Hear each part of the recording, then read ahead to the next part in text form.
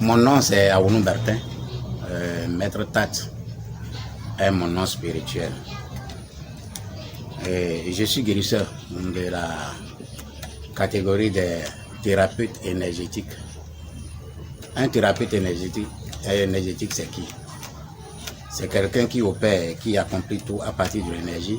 C'est quelqu'un qui ne fait plus appel à la matière pour accomplir n'importe quelle action. Donc je suis de cette catégorie-là. Et Dieu seul sait que on n'est pas beaucoup. Spiritualité africaine. Dites-nous un peu ce que ça veut dire. La spiritualité africaine, non, on ne peut pas parler de spiritualité africaine. La spiritualité telle que définie, je ne le vois pas dans les pratiques africaines. C'est-à-dire la spiritualité en tant que processus qui permet à l'individu de savoir qui il est vraiment. Processus qui permet à l'individu de prendre, de rester en communion avec lui-même, c'est-à-dire d'être connecté à lui-même, d'être connecté au divin. Si c'est de cette spiritualité-là, je ne vois pas les pratiques africaines qui amènent là, non. Donc, en clair, je vais dire que l'Afrique n'a pas de spiritualité, non. Mais l'Afrique a le mysticisme. C'est quoi le mysticisme? La différence entre le mysticisme et la spiritualité, c'est ça que je vais expliquer un peu aux gens. Le mysticisme, c'est les procédés qui permettent d'accomplir une action à partir des supports, à partir de cérémonies, à partir de rituels. De ces choses-là, ça c'est des choses qui permettent, c'est ça que je mets dans le mysticisme. C'est-à-dire, tu peux accomplir des choses, faire des choses, faire en sorte que les choses se réalisent à partir des supports qui existent, à partir des lois qui existent, à partir des choses, des connaissances que tu as héritées ou bien que tu as connues, mais que tu as découvert.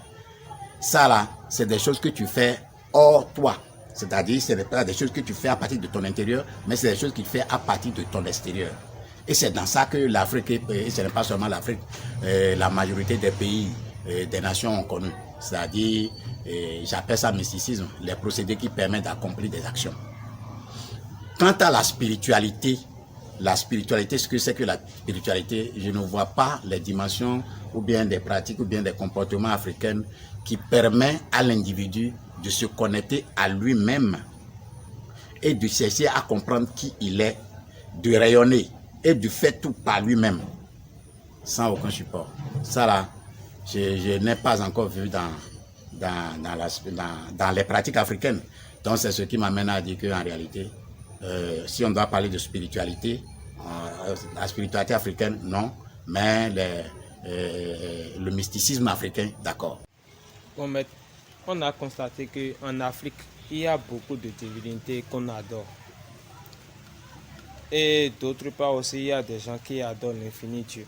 Maintenant, j'aimerais comprendre quelle différence il y a entre le Dieu infini et puis les divinités que les gens adorent. Ceux qui adorent les divinités, ce n'est pas vraiment le Dieu qu'ils adorent. D'abord, tout si je dois te dire que l'infini, les humains ne peuvent pas adorer l'infini. Le Dieu, l'infini, l'absolu, le 100 secondes, c'est pas les humains ne peuvent pas l'adorer. C'est les dieux qui peuvent l'adorer. Les humains, eux, ils vont adorer Dieu. Mais l'infini, lui, il est adoré par les dieux. Est-ce que tu vois un peu?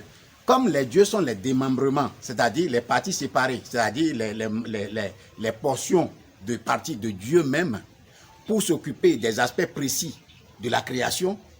Donc, c'est un peu que c'est comme ça. Donc, les humains ne peuvent pas dire qu'eux, ils adorent l'infini. Non. Si tu veux adorer l'infini, il y a les manières d'adorer l'infini qui ne sont pas dans des pratiques africaines que moi je remarque. Par contre, dans l'Orient, il y a des manières d'adorer l'infini. Ça, c'est à part. Eux, ils le nomment Brahma. C'est à part. C'est-à-dire, la manière d'adorer l'infini, ça existe. Même beaucoup de personnes ne l'adorent pas parce qu'ils savent que ce n'est pas l'infini qui va agir directement sur eux, qui va apporter quoi que ce soit dans leur action. Mais c'est pas ce que eux-mêmes vont faire à travers des relations qu'eux-mêmes ils ont pu réaliser avec les divinités qui sont en place, qui peut avoir ce qui concerne leur dimension matérielle. Par contre, pour adorer l'infini, le cheminement d'adorer l'infini, c'est pour les grands maîtres, c'est-à-dire, c'est à part. C'est pour ça que je vous disais tantôt que c'est les dieux qui adorent l'infini, parce qu'eux, ils savent. Mais les humains, eux, vont adorer les dieux qui sont ici. Est-ce que tu vois? Les dieux, là aussi, sont ici. Pourquoi? C'est pour vous aider, c'est pour vous guider, c'est pour vous montrer la voie. C'est vrai qu'à un moment donné, ils ont été corrompus. Ces divinités-là ont été corrompues. Je parle spécialement des divinités africaines. Ils ont été corrompus de façon qu'eux-mêmes, leur dimension spirituelle, ont de la peine à rayonner vis-à-vis de l'infini. Est-ce que tu vois un peu? Donc, le rôle, ce qui devait être fait, n'est plus fait, mais on a converti tout en matière, en matériel. Il doit accomplir cette action, il doit faire ceci pour cela, il doit faire ceci pour cela. Donc, eux-mêmes, ils sont condamnés dans un rayonnement qui ne leur permet même plus de s'ouvrir à l'infini et de recevoir véritablement l'énergie de l'infini. Donc, si je dois aller de façon plus précise, je vais te dire que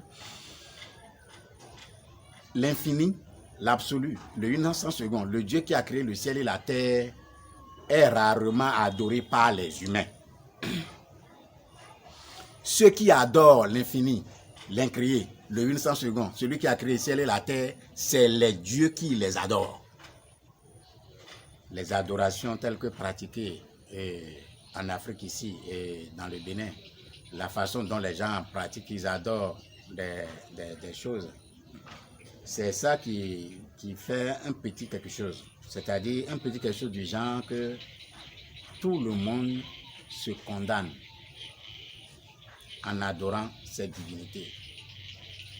C'est vrai, les gens ne seront pas contents, mais ce n'est pas important pour moi. Il est important pour moi de dire aux gens telles que les choses sont.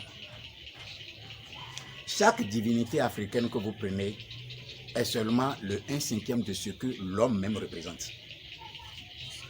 Chaque divinité, c'est-à-dire tous les dieux que vous voyez sur l'Afrique, tous les dieux africains. Je ne parle pas oriental, parce que quand on va parler oriental, il y a certaines dimensions, il y a d'autres dimensions. Mais précisément en Afrique ici, les divinités que vous adorez, auxquelles vous vous adonnez, représentent le 1/5 de ce que vous-même, homme, est pour eux. Donc en réalité, c'est cette divinité-là qui devait vous adorer. Mais vous allez adorer cette divinité, vraiment, c'est une aberration.